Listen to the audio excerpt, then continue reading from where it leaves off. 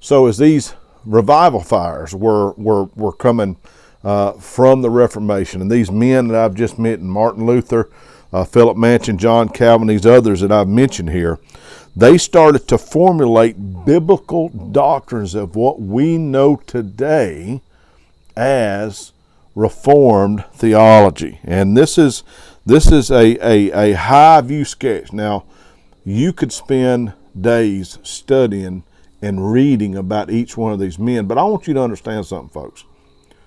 There's nothing that you do mostly in your churches that these men have not had some part in it. There's people that say, well, we do what our Baptist tradition says, and that's how we've always done it. With a lot of what we do, I'm telling you right now, is because of what some of these men put in place in this church, because of the way they read the scriptures, because of the way they formulated their theology. And again, the great thing about this, and this is where the problem runs in, I'm just going to be frank with you. From a simplified perspective, a lot of people don't like Reformed theology because it quickly takes the presence off of man and elevates it to God.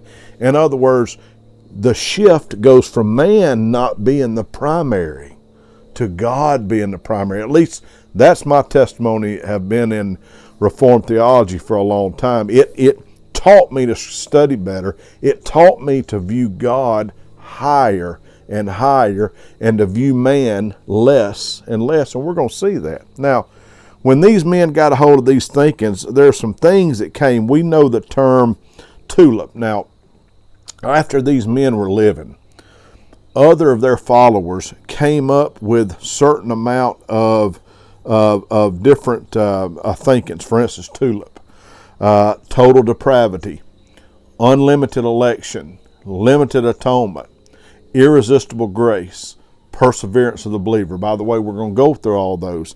And then, of course, the modern thinking today is the five solas. Sola fide, sola Christos, sola gratias, sol Deo gloria, which all points to Christ alone, sola scriptura, scripture alone, faith alone, grace alone, to the glory of God alone.